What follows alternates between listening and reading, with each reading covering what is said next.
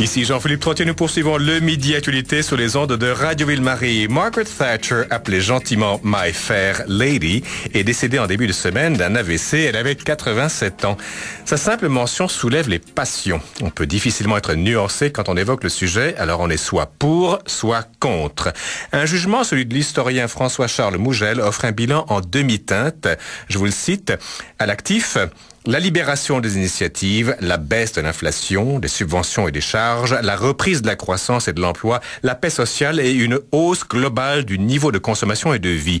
Au passif, la désindustrialisation, disais-je, les inégalités sociales, régionales et professionnelles, la vulnérabilité des entreprises, des personnels et des secteurs, les effets risqués de l'ouverture à l'étranger et l'excessive suprématie de la valeur argent. Mathieu Bock-Côté a écrit 2 textes à ce sujet et nous fait part de ce qu'il pense de Margaret Thatcher. Mathieu, bonjour. Bonjour. Avant de dire ce que vous en pensez, Thatcher arrive au pouvoir en 1979. Elle trouve un pays dans quel état? Un pays en état de quasi-décadence. C'est un mot qu'on utilise peu aujourd'hui, mais qui semble tout à fait adapté pour parler de la Grande-Bretagne de l'époque. C'est un pays, premièrement, qui est paralysé par des syndicats qui ont gagné un pouvoir politique exagéré depuis la Deuxième Guerre mondiale. Donc ils ont un véritable droit de veto sur la définition de l'intérêt public, ils ont un droit de veto sur l'organisation économique du pays, et ils ont une capacité finalement d'entraver le pays si la direction politique ne leur convient pas. C'est aussi un pays qui est victime d'une forme de socialisme rampant, bureaucratique, qui plombe les énergies du pays, qui confisque exagérément les ressources nationales au profit de l'appareil public. C'est un pays qui n'a pas la capacité de se mouvoir. C'est finalement un pays qui est décomposé moralement et culturellement, parce qu'il faut voir, il y a une dimension dont on parle peu, mais la Grande-Bretagne, qui est un empire qui a réussi sa décolonisation, c'est quand même, à ce moment-là, un pays qui n'a plus la grandeur d'hier. Quand vous dites réussi sa décolonisation, ça veut dire qu'elle l'a fait pacifiquement? Oui, à la différence de la France, par exemple, elle ne s'est pas engluée dans la multiplication des guerres coloniales du genre algérien ou du genre de l'Indochine. Oui. Donc la Grande-Bretagne est parvenue à réussir... Sauf pour l'Irlande du Nord, mais c'est une autre question. D'accord. Et donc c'est un pays qui est culturellement abîmé justement par sa régression finalement dans une île.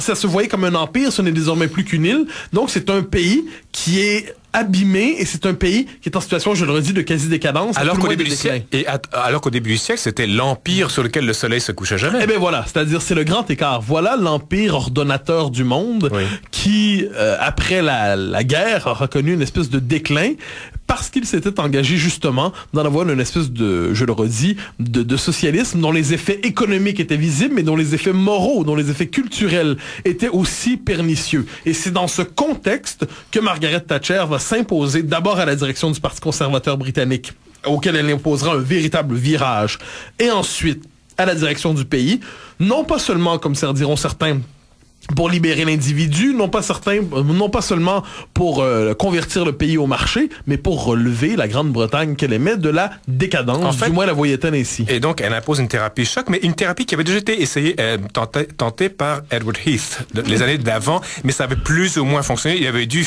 battre en retraite. Edward Heath avait une conception modérée du changement social, c'est-à-dire c'était un parti conservateur idéologiquement occupé par le socialisme britannique d'une certaine manière. Donc le Parti conservateur est un parti gestionnaire, pragmatique, défenseur d'un certain point de vue des vieux intérêts de caste, mais ce n'était pas un parti avec une vigueur idéologique qui lui aurait permis de contester le socialisme. Et d'ailleurs, je vais vous citer une citation, justement, une phrase de Thatcher en septembre 81, et voilà ce qu'elle dit, et ça rejoint tout à fait ce que vous dites, Mathieu Bock-Côté.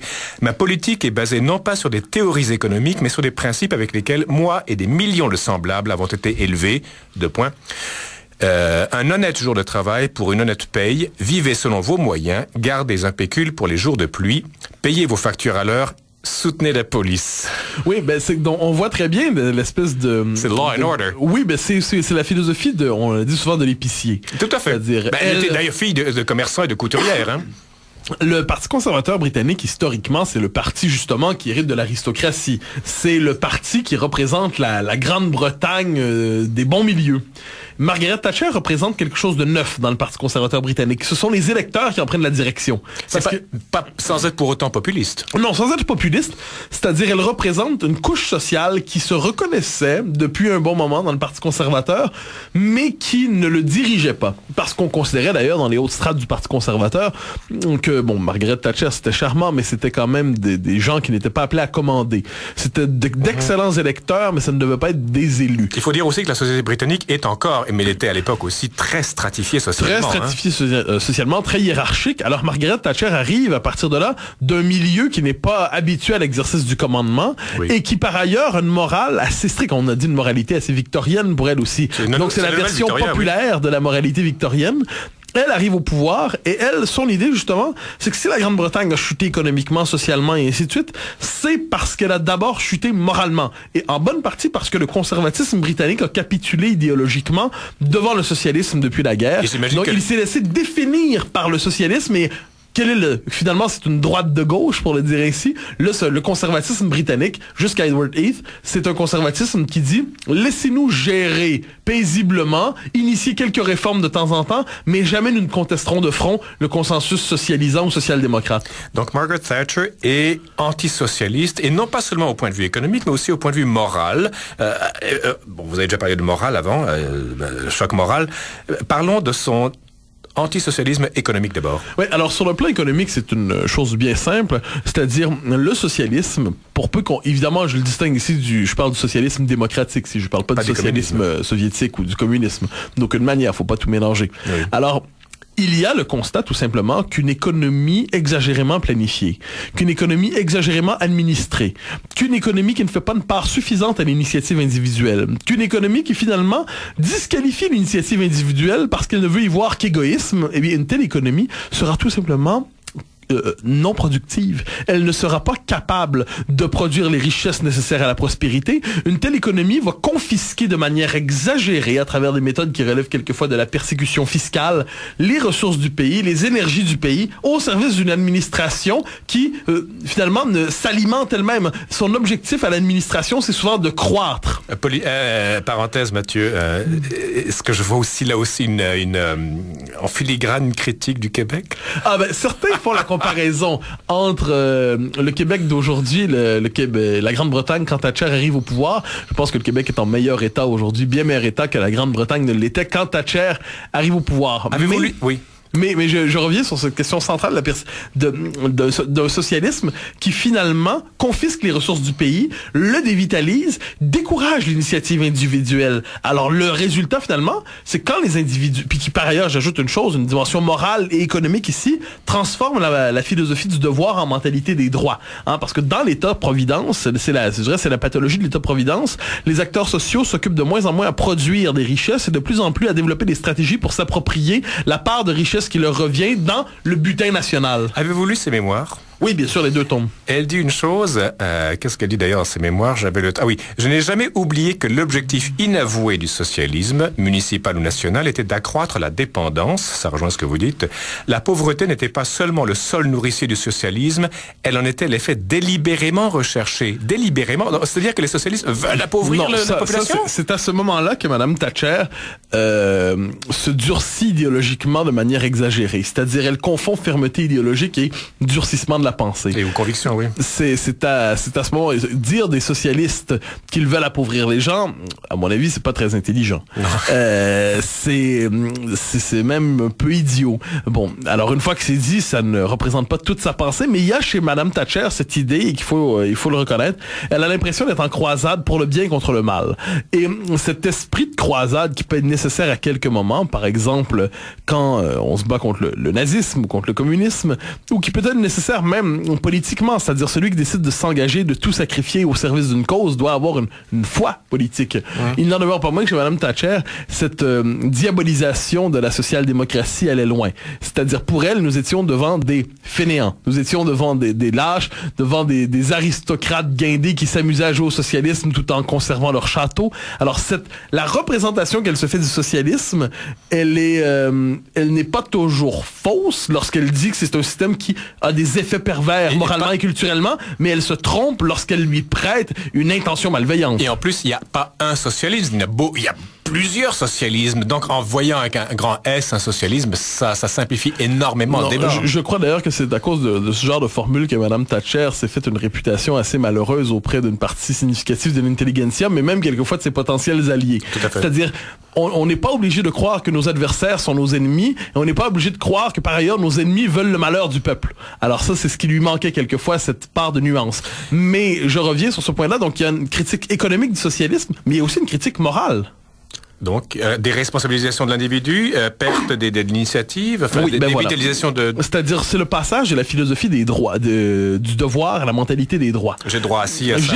J'ai droit à ça. Par ailleurs, dans la mesure où le socialisme remplace le lien social tricoté par la tradition, par la communauté, par la famille, des liens humains réels, par une assistance bureaucratiquement assurée, ça a tendance finalement à dissoudre le lien social et ça laisse l'individu seul avec ses droits devant un grand collectif, mais qui est de plus en plus un fantasme bureaucratique. C'est-à-dire l'individu réel, la solidarité réelle, du moins c'est ainsi que le voit Mme Thatcher, de reposer justement sur une famille, sur des liens, sur une communauté, sur des valeurs. Mais justement, Margaret Thatcher dit, il n'y a pas de société, il y a des hommes, il y a des femmes, il y a des familles, et ça s'arrête là. Oui, alors là, donc il n'y a pas de société, c'est grave quand même. Il faut comprendre le sens de cette formule. Si on l'entend au sens strict, alors c'est une immense sottise. Mais ce n'est pas ce que dit Mme Thatcher. Parce que Mme Thatcher croit aux communautés, croit à la Grande-Bretagne, que Dieu sait qu'elle croit à la Grande-Bretagne, elle croit au pays, elle croit à la nation, elle croit à l'identité nationale. Elle croit surtout à l'Angleterre, parce que les Écossais n'ont pas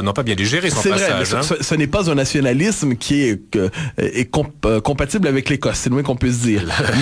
mais de ce point de vue de la Grande-Bretagne, elle y croit. Donc, elle a une vision nationaliste, donc elle a un sens du collectif. Ce à quoi elle s'oppose, c'est cette idée d'une société qui serait extérieure complètement à l'individu et qui justifierait que l'individu s'immole au nom de la société. Ah, donc un grand État, ou un grand Léviathan. Voilà, c'est-à-dire ce à quoi elle s'oppose, c'est le collectivisme bureaucratique. C'est pas l'idée même de collectivité, sans quoi son action politique serait incompréhensible, que l'on pense simplement à la guerre des Falklands, ou qu'on pense aussi à son rapport à l'Union européenne, parce qu'elle s'opposera vigoureusement à la perte de la souveraineté britannique dans l'Union européenne. Justement, en octobre 88, elle déclare au congrès du parti Tory, donc elle n'en a plus pour longtemps à vivre politiquement, un homme peut gravir l'Everest pour lui-même, mais au sommet, c'est le drapeau de son pays qu'il va planter. Donc, le collectif, c'est-à-dire le pays, la patrie, prime l'individu.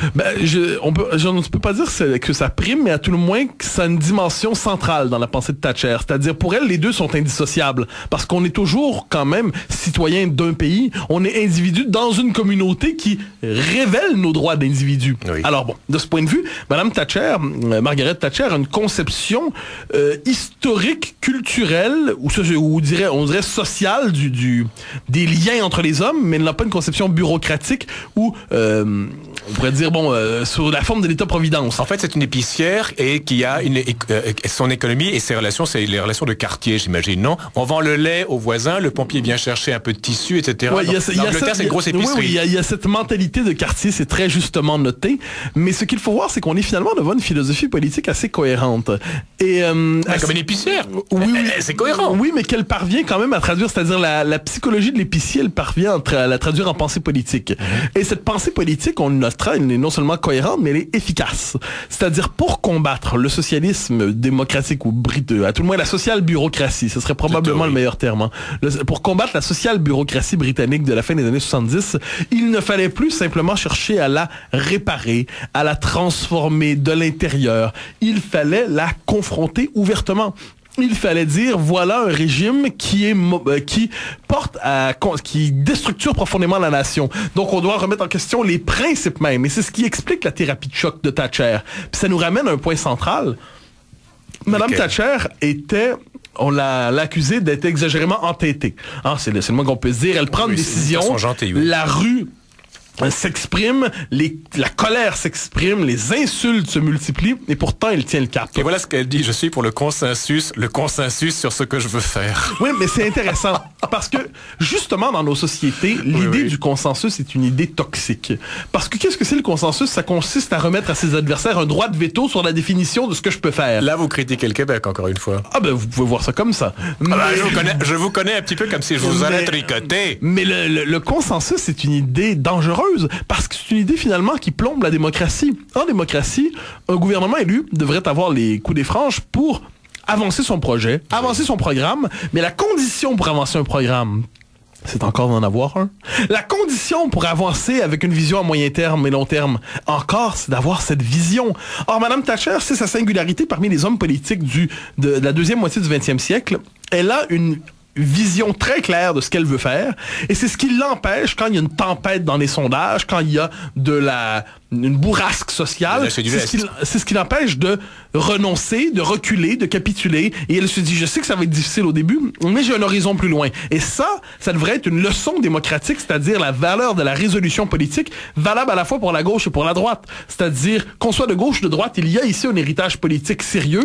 Mais les bolcheviks avaient la même chose en 1917. Ah ben, un instant, elle n'abolissaient pas, ce que j'en sais, la démocratie libérale. Elle n'abolissaient pas ils avaient une vision, ils avaient un programme, etc. Et puis ils l'ont appliqué. On voit ce que ça a donné. Non, mais il y a quand même une différence à faire ici, minimalement, entre une volonté politique qui s'exerce dans les paramètres de la démocratie libérale et un fanatisme totalitaire qui décide de tout écraser sur son passage. Évidemment, quand je fais l'apologie de la volonté politique, je le fais dans les paramètres de la démocratie libérale, dans les paramètres du respect des élections, dans les paramètres de l'indépendance du droit, mais dans les paramètres du respect de la société civile. Mais une fois que c'est dit, dans nos sociétés, il y a néanmoins un pouvoir politique. Est-ce que le pouvoir politique sera exercé par les tribunaux, par les bureaucrates, ou il sera exercé par les représentants élus par la souveraineté démocratique? Eh bien, c'est la question qui se pose. Vous me rassurez, Mathieu. En 3 minutes, position par rapport à l'Europe. L'Angleterre est admise en 73 par référendum dans l'Union européenne. Margaret Thatcher est très eurosceptique, pour le dire gentiment. Mais curieusement, c'est que l'Europe a été construite sur une vision économique et politique. L'entrée de l'Angleterre en 73 fait que l'Europe devient de plus en plus un marché. Et là, Thatcher se rebelle contre Bruxelles et ses dictats, etc. Mais on a comme si l'Europe avait une vision politique naguère, l'Angleterre la transforme en vision économique, et ensuite l'Angleterre revendique sa vision politique à elle-même. Il n'y a pas un paradoxe là-dedans? Je ne crois pas. Je pense que la construction politique européenne dont on nous parle, quand on se tourne par exemple vers le général de Gaulle. Et Adenauer aussi. Adenauer a une vision plus intégrée de l'Europe. C'est-à-dire Adenauer, c'est le rapport des Allemands à l'Europe qui est toujours singulier. Hein. L'Europe est une prolongation de l'Allemagne pour certains. De la France aussi pour les Français. Oui, mais pas de la même manière. C'est-à-dire pour la France, pour la France, l'Europe c'est souvent le lieu d'exposition de sa propre puissance. Oui. C'est-à-dire singulière la grandeur de la France, alors que l'Allemagne a un mode d'organisation politique en son rapport au fédéralisme, son rapport à l'empire, son rapport à l'autorité politique qui la rend parfaitement euro-compatible, ce qui n'empêche pas par ailleurs une partie importante de sa population de s'en désoler. Mais il y a donc surtout la faction prussienne. Oui, mais les Bavarois aussi, les bons conservateurs allemands qui ne sont pas que des Prussiens à casque pointu. Alors, si on se tourne vers l'Europe, il y a cette idée jusqu'aux années 90 que l'Europe est d'abord une construction politique. Oui. Bon, alors Margaret, par construction politique, pardonnez-moi, j'entends par là, elle repose sur la souveraineté des États. Elle repose sur la souveraineté des nations, et à partir de là, il y a des liens intergouvernementaux, mais il n'y a pas de supranationalisme. Sauf que l'Angleterre a voulu diluer le côté politique de l'Europe, la vision politique, en une vision purement économique, ce qui a créé tous les emmerdements d'aujourd'hui. Je ne crois pas. Je crois que de ce point de vue, Margaret Thatcher a une conception très souverainiste de l'Europe. Hein. C'est assez intéressant. C'est-à-dire, aujourd'hui, elle a beaucoup d'admirateurs, Margaret Thatcher, des gens qui disent « Oh, vive l'économie, oh, vive l'individu oui. ». Pourtant, elle est très attachée à la souveraineté nationale. Très attachée à la souveraineté nationale. Et elle dit, évidemment, l'Europe sera un grand marché, c'est très bien, mais la condition de l'existence de l'Europe, c'est la reconnaissance de ses différentes patries, des différents pays, des différents États-nations. Donc, la condition de l'Europe, c'est justement que l'Europe ne se construise pas contre ses patries, contre ses réalités. Et ça nous révèle ici toutes les limites du discours européiste. Très souvent, ceux qui veulent faire l'Europe veulent la faire contre l'Europe réelle. Ah. Alors, de ce point de vue, Thatcher et De Gaulle ont un point en commun. D'accord, c'est pour ça que je reviens sur le terme Europe politique. Ça dépend ce qu'on entend par là. Si on entend par Europe politique, rapports intergouvernementaux féconds entre États souverains, bien sûr, mais si ça implique la supranationalité, la dissolution des souverainetés nationales, la dissolution finalement des identités historiques des nations, alors l'Europe, c'est un gouffre dont on doit se tenir éloigné. En quelques secondes, Mathieu, en lisant vos propos et en vous écoutant, je me dis, c'est quand même une lecture québécoise de Margaret Thatcher et qui est pas mauvaise. Est-ce que vous rêveriez d'une Margaret Thatcher à la tête du Bloc ou à la tête d'un parti souverainiste? Non, du tout. Je me contente de rêver d'un Jacques Parizeau, d'un Lucien Bouchard, d'un René Lévesque, c'est-à-dire des figures pour qui j'ai une admiration immense et qui n'ont pas besoin de... J'ai pas besoin de prendre mes modèles à l'étranger toujours, sauf le général de Gaulle, bien évidemment. On a de très bons épiciers ici. Je comprends ce que vous dites, mais je comprends la proximité en fait, la fascination que Mme Thatcher peut exercer sur des Québécois. Puis certains peuvent se dire, il nous en faudrait une. Je sais pas s'il nous faut une Mme Thatcher. Ce que je sais par ailleurs, c'est qu'il nous faut un véritable leadership politique adapté à notre réalité. Et ça, de ce point de vue, on peut voir chez elle une inspiration. Évitons toutefois par ailleurs d'en faire un modèle. Merci beaucoup, Mathieu, pour ces propos très points de suspension. Voilà qui termine le Midi Actualité.